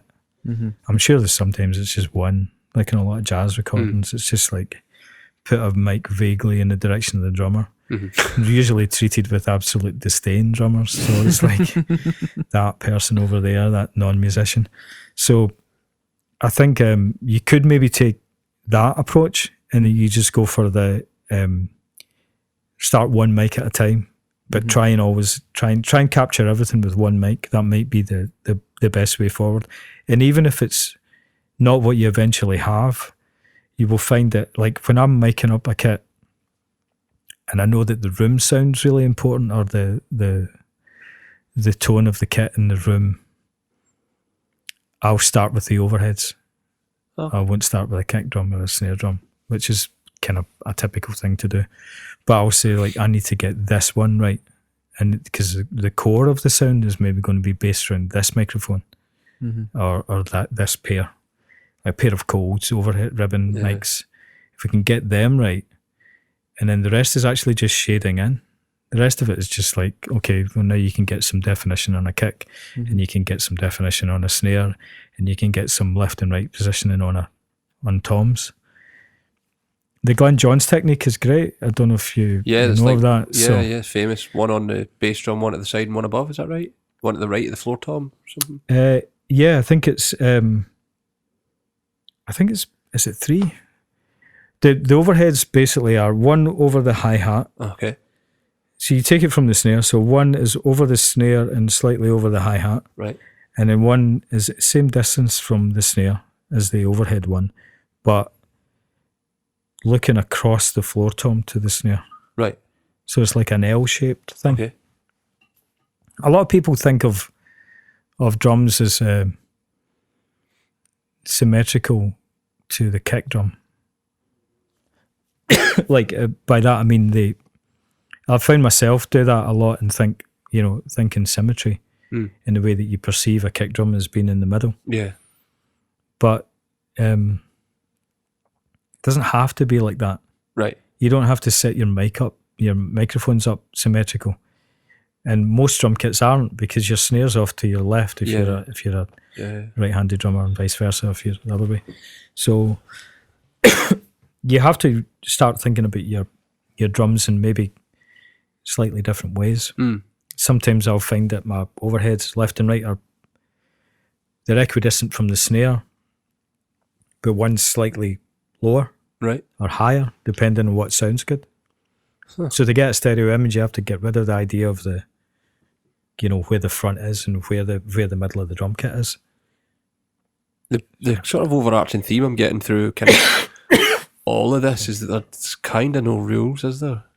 No, I like to shake it up all the time. Right, okay. Because you can get great sounds from, 2 mics, so you can get great sounds from 15 or 16 mics. Yeah. The one thing you have to bear in mind when you start adding more mics is that thing I mentioned earlier on. I know this isn't an engineering workshop, but it could quickly get into that. But phase, if anybody was to be listening to this and wants to know more about the problems with miking up drum kits, be very aware of phase, because you could have a kick drum, and I've heard it many times, you could have a kick drum and then a set of overheads, and depending on where the overheads are and where the fundamental of the kick drum is, or the sound of the kick drum on the microphone, bringing the overheads up can make the bass drum sound like all the sub is taken off it, all the weight is taken off it, because you have a phase issue between your microphones.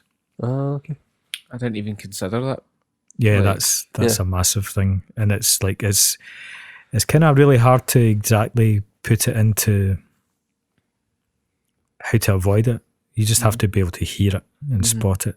But it's usually comparing 2 microphones on the same source, and the same source being a drum kit. So see, when you, I'm going to throw it back to the top of the chat, when you were talking about when you started the Delgados and you found yourself to be both playing and engineering.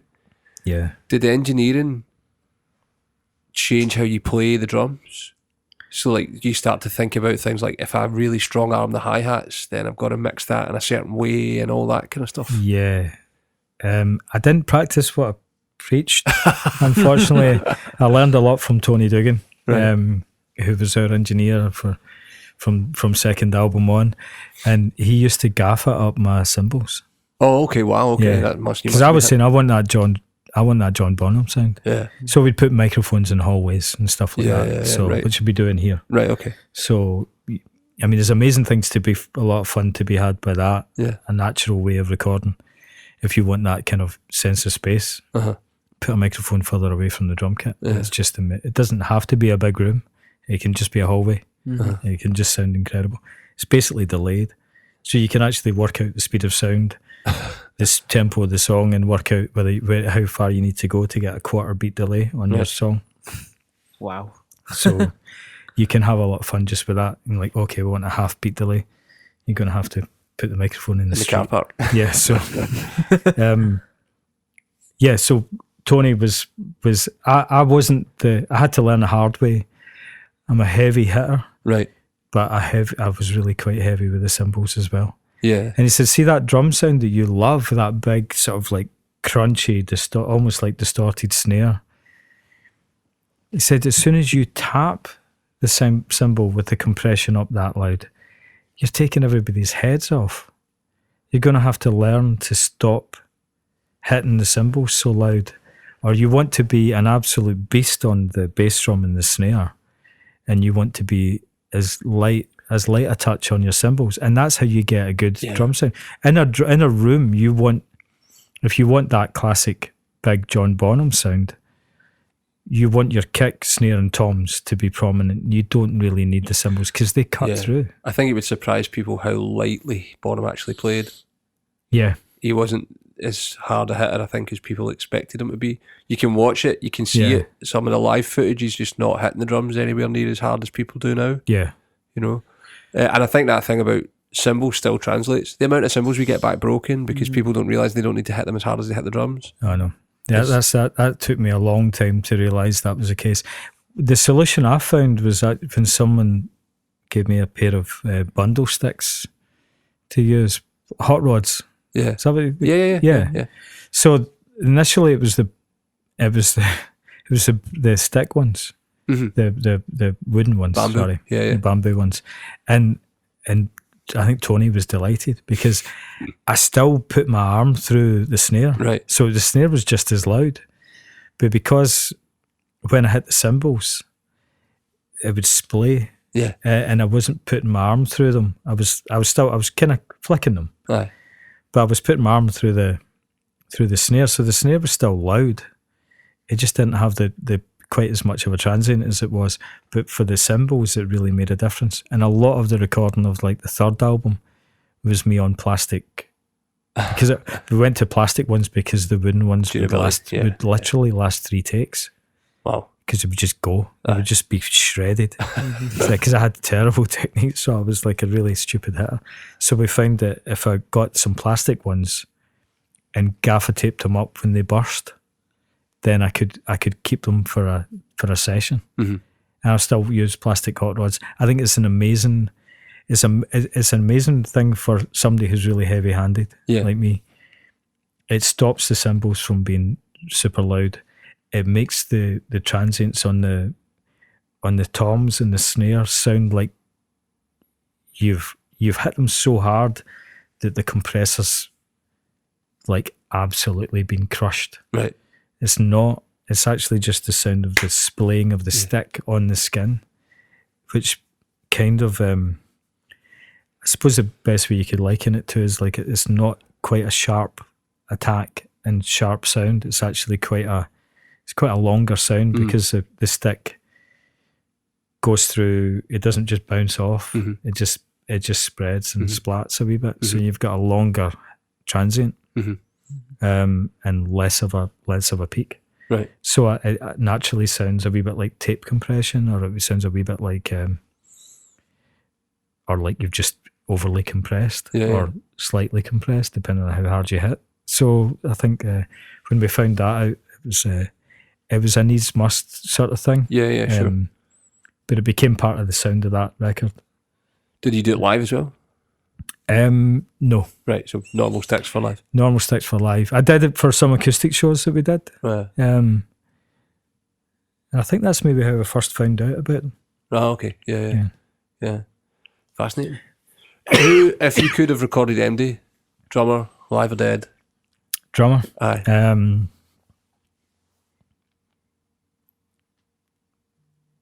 Yeah, but I mean, apart from John Bonham, which would be the obvious one since we talked about him so much. Oh, that's so hard. I mean, did you see these old things? I've got the Gene Krupa kit. You know, I look at some of that stuff, or the videos that you can see of him. It's just mind blowing. It may as well be a different instrument from the one that I play. It's so I can get that. Yep, absolutely can get that. It's a different style, and it's another world. Yeah. So I mean, that's fascinating. He was the first guy to make the drummer a thing. Like before then, they were kind of resigned to wherever they could fit. I think almost, but he was the first guy to really make drums the forefront of anything. Yeah. Because he just had so much showmanship and ability, like sing and all that, all those old big band tunes. I think that the drum, actually, I do know who it would be. It would be Jackie Liebezeit. Oh yeah, from Cannes. From Cannes. Yeah. I just got his book. I've not seen it yet. Yeah, it's basically about a lot of his notation and techniques, and actually theory on life itself. Like a fascinating guy, but I love the sound of those Cannes records. He was so precise but so human. It was a weird mix of both. It's kind of what we talked about earlier, like the best session people, and some of those Cannes records, they just sound incredible. So I would have loved to have recorded. I've seen him play live, which was great. He died a couple of years ago, but about 3 years ago he played in Glasgow. He played in Easterhouse. Wow. No way. Wow. Yeah. Of all the places. And he played with... He was struggling with his bass drum leg. So he's incredibly forward thinking. He played his bass drum with his right hand, turned it on his side. Right. Played the bass drum with that, like a floor tom. Wow. And Alan from the Delgados is a programmer at Platform in Easterhouse, so he brought a few of those guys over to do a show. I think it was people from Faust maybe as well. So I kind of a lot of that German music from 1968 to 78 is like incredible for me. Like the drummer from Neu, for instance, you know, how he could play like that so simply metronomically for 10 minutes. I don't know. And you know, that's incredible. But Jackie Lee would be the one. That's it. Well out of left field. He's a great player, man. Yeah, he's amazing. Yeah.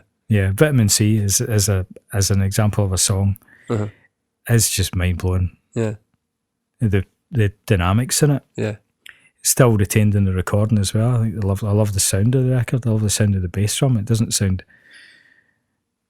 that subby, but it's got a knock to it, and the snare sound is just almost like it's a drum machine, and it's just got a beautiful feel to it. Do you think dynamics are missing from the way a lot of people play? Yeah, they are.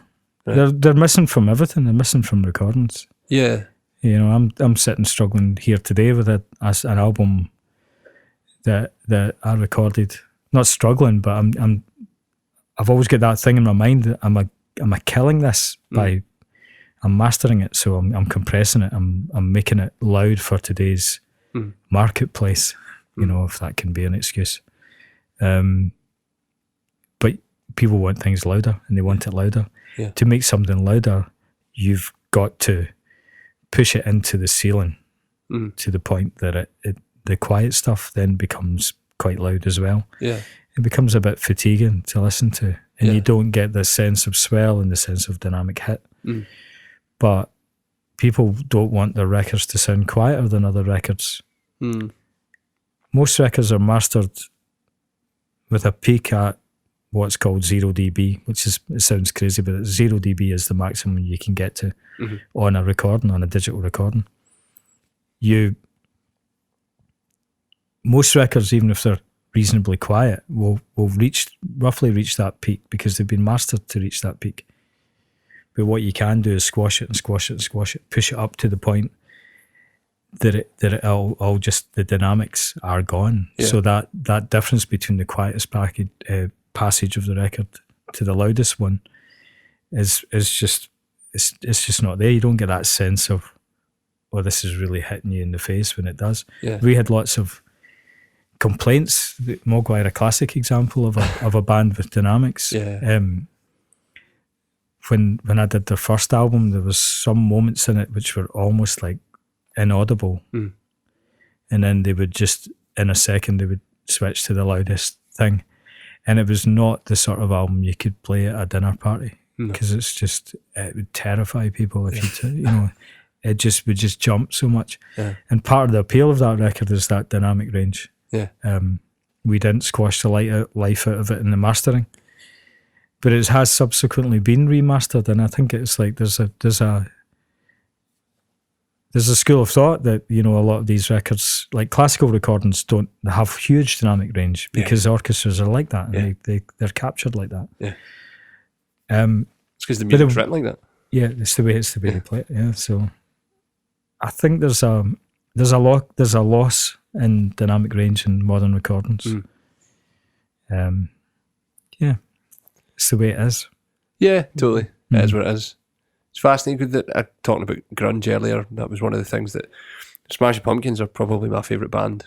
I grew up on a massive diet of that kind of music, and that was their thing for a long time. You know, super quiet to super loud on the blink of an eye. You know, it's like and it's amazing. If you listen to record, have you ever put on a Spotify playlist that it has Motown versus pop versus rock versus, and the dynamic range of the songs, and then all of a sudden if you've got a graphic EQ out a lot of the modern songs because they're made for phones, so because there's no bottom end on it, so the bottom end is absolutely massive. It's quite a thing.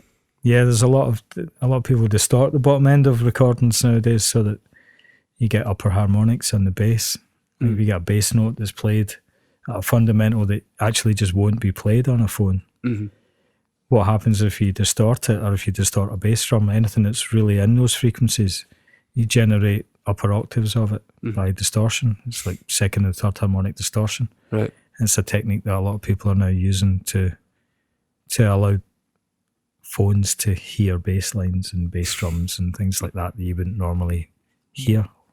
It's a thing that I don't think people are doing it with any real intention, but it's just become a thing. Yeah. A lot of low end is distorted, and it does help. I mean, it's a lot of old Motown stuff has probably got some natural distortion on the tape, Clipping on stuff, bass and clipping and certain things on the low end anyway, which makes it in some ways, quite a classic sound that's still sustained. It still can stand up. Mm-hmm. But yeah, if you do compare it back to back, then you'll notice a huge difference. Yeah. Yeah. Do you get any more? I'm just sitting here absolutely mind blown. Yeah, it's pretty mesmerising. Yeah, there's some. I guess to kind of round it out, have you got like a favourite session that you've done? Favourite session? One that's like stands out above the rest? Even if it's not a particular, like if the release of it wasn't particularly like massive, like if you've just got one like moments in the studio. Drummers Only podcast? Oh, obviously. I mean, apart from that. Oh, yeah, apart from talking crap with you guys, it's a tough one. Are you talking drum wise or just session wise? Just session wise, like, so like have you like came out of a particular session and just thought, man, that was like, I'm kind of sad that's over, Yeah, that would be there was a combination of two albums that I did, and I shouldn't really be saying this because it's not in this studio. Mm-hmm. Although both of them were involved in this in a slight way. It was about 10 years ago, maybe more, doing the first Phantom Band record, and at the same time I got asked to work on the third Franz Ferdinand record, and we were working on demos in Govan Town Hall. And of all places. Of all places, yeah. This is where this is going. Govan Town Hall is a fascinating space, and I think it's been developed in the hall now, but the hall itself is just this empty. It was an unused part of the building. In Film City, we're developing the rooms in different parts of the building. So the Dolby Studio is there. The only Dolby Studio in Scotland is in in Govan Town Hall in Film City, in Savalas Sound. So we were in. Franz Ferdinand had a little room at the back of what is the main hall, or the main stage area in the main hall. So you come in the hall and you look at this huge room with the glass up on one side, huge big double. It had a balcony, so balcony bit, which was actually really dangerous to walk on, and then the old stage, and then behind that there was a green room, which is where Franz Ferdinand had their rehearsal space. So we started doing demos in there. The room itself was really interesting because it was quite close to the main stage. It had a hollowed out bit below it. So we were recording Paul's old Ludwig kit without a skin on the front. So I remember the bass drum was just like quite dead, but the room boomed because the room had a hollowed out bit below it. So I found there was a sweet spot on the other side of the room I could put a mic, and it just had this tremendous thump to it. So I loved that room. It was really weirdly perfect for recording that type of drum sound because it was carpeted, really thick, old, stinking green carpet, which had this spongy sort of feel to it, but it was spongy and sticky. And then the walls were like quite ornately done because it was old school and it had like lots of wood paneling and stuff like that. It had some pillars in it, which also had lots of detail. Which, I'm not telling you this just to get a picture of the room. It actually sonically is a diffuser if you've got lots of detail. So these things that are on the wall, which are just like little boxes with little spaces, the sound hits them and disperses them. So a bookcase is a good example of a diffuser. Right. Lots of different spines on books. and different lines and nothing flat. So you get this kind of sound hits it, diffuses, sounds good. So this room had a naturally good sound. I was supposed to just be doing the demos, and then the band decided that they were going to do the record there. And Alex had bought this old 1960s maybe desk by a very, very unknown company called Flickinger. Apparently this desk was haunted. That was the story. Like, this haunted desk came over from Chicago. And it was a thing of beauty. It was an absolute masterpiece. It was an incredible looking desk. It sounded incredible. It was so overspec'd. It was such a great sounding desk. And we did the recording in Govan Town Hall. They brought a producer in, and I was the engineer at the time, and so we recorded the third album, which was called Tonight, in there, and it was a joy to work on. We were taking the kit, and we had the kit options for the kit in 3 different rooms. We had the room I was telling you about, the green room with the carpet in it. We had the actual hall itself, which we could take all the kit and put it in the hall, which was crazy reverb, like stupid sort of reverb. And then they also put on a couple of songs, we put it actually in the story space below the stage, which is kind of like where all the stage props and stuff would be. Mm-hmm. So there was a junk room down there it was quite a garagey sounding place. So we had 3 different places, and Dan Carey, who was producing it, was really up for experimenting with different things. So the first single is called Ulysses. And in Ulysses, we had mic'd up the kit in the dry room, in the green room with the carpet. And then he said, for the mid-late, can we go into the hall? But I want the mics exactly and the kit exactly the same. So we had to mark it all, take it, all the mics, and then put it in the hall. And just by doing that, taking it from one room to the other, it was an incredible sort of difference in sound. You can hear it in the record. It sounds like somebody just put a reverb plug-in in it, but it's not. It's actually we just shifted the whole kit and put it in that room.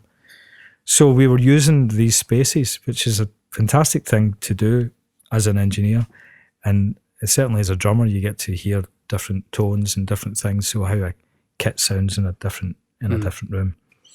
So they went to mix it in London with Dan. And because the session had ran on a little bit, I was working roughly at the same time as on the Phantom Band's first record for our label. And I was supposed to be finishing it off, but I had postponed it because we were running over. And then I wanted to come in and mix it in here, but I couldn't because somebody else had booked the time, and because I had been a wee bit late. So I had 2 weeks booked, but no studio. So I asked Franz Ferdinand if we could just mix it in their place on this beautiful desk, which was kind of like a makeshift studio. It's an incredible desk, but it wasn't a typical studio in the sense that the room wasn't tuned or had any sort of like obviously sort of like special soundproofing. It was a wee bit of a kind of like, it was just a really kind of vibey place to record, and it was, you're never really quite sure if it was the right thing to do, but it was always came up with really cool sounds. So looking back, it was like, okay, we'll do it in there, we'll try it. I was mixing on these speakers I didn't know, in this room I didn't know, in this desk I'd never used before. We also had a setup where instead of like a lot of reverb and stuff like that, I thought, going back to the old ways that people used to mic up vocals and drum kits, is they not mic up, but they would affect them by sending a copy of the recording into another room live. So there'd be a speaker connected to the desk that's in another room. So there'd be a tiled room or something somewhere. And then on the back of that tiled room, there'd be like a stereo set of microphones. So you get the sense of space. So you can basically put the vocal into that room or a snare drum into that room. So a lot of old recordings used echo chambers. Almost like reamping. Yeah, so it's like reamping, but live. Yeah. So I thought, actually, we've got the ultimate echo chamber in Govan Town Hall. So I put a pair of Genelecs on the side on the stage and ran a cable like all the way down the stairs and along the corridor to the live room, to the control room where the desk was.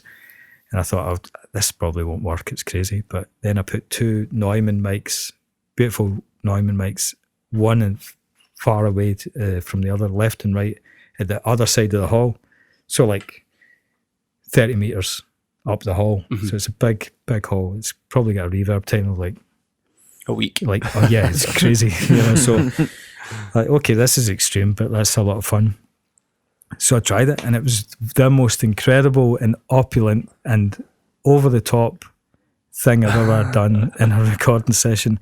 I had a basic Govan Town Hall as a reverb chamber. I could put the vocals in it. I could put the snare drum in it. It was just incredible. So all that, I mean, a lot of it wasn't recorded. It was just live. So as I was mixing, I mean, God knows what the people who worked in Govan Town Hall were thinking. It was like, I'm hearing this song again and again, or I'm hearing this screeching backing vocal that sounds like a banshee coming out of this studio, this hallway. And there was these 2 mics picking up, and it was just the most incredible thing to have, especially for things like, there was like on the end of the first song, there's a big tom bit that ends the whole song. Mm-hmm. It's the sound of a tom, and it's basically the sound of that being sent into that room and dying off. And a lot of the backing vocals, quite Morricone, right? Sort of like really long 60s backing vocals. I mean, not going through anything else except it's just real air and microphone, and just no plug-in could ever emulate that. It was just one of the most incredible things. And I probably didn't appreciate it, and it's only just like in the last couple of years, in fact, that first album was reissued last year, and thinking back on it, that was one of those moments where it was like doing the Franz Ferdinand album in there and doing the Phantom Band's first album mix in there on that desk, because the desk is incredible, and in that room and having that kind of thing to play with. I will never get that again. You talk about old studios, like, I mean, it's like having Abbey Road as a reverb chamber. Yeah, it's like, move over, Beatles, we want to use this to send a snare drum in here. Man, it's amazing. Crazy. Well, do you know what happened to that desk? Alex has still got it. Still got it? Yeah, he's still got it in his... I thought there was going to be like a really tragic end to that, and it's like then the desk burned down. Yeah, exactly. We set it in fire. If we left it in Govan Town Hall, we set the whole thing on fire. Yeah. Mm-hmm. No. We've peaked. It haunts Govan, actually. Wouldn't be the only thing haunting Govan. Well, on that note, man, I don't know that we're going to top that as a closer, are we? Yeah, that's pretty amazing. So, where can people find you if they want to find you? Do you do social media? Yeah, I'm on Twitter. I don't do Facebook or anything like that, because I don't like it. I quite like Twitter. I think it's at Chemical Janitor. But Chemical's got a K in a minute. CHEMIKAL Janitor. Is the studio one? The studio is chem19.co.uk, cool. I think. We'll link it. We'll put it in the show notes. I'm pretty bad with all this stuff. I know you're good at all this kind of social media. I should be more. If you're on the internet, I'll find you somewhere. You'll be able to find everything about it. So, thank you very much, man. Thanks for coming by. It's been a pleasure. I'm surprised I managed to talk about drums that much. But it's been great. It's been hella educational. Oh man, so whole new drummer. Hopefully, a different perspective for people rather than I can only talk about. Yeah, it's great. A Slingerland drum and a Ludwig drum, and that's me. Brilliant. I'm out of drums. Well, thanks, man. And we'll no doubt catch up with you soon. Thank you. Cheers. Cheers, Paul.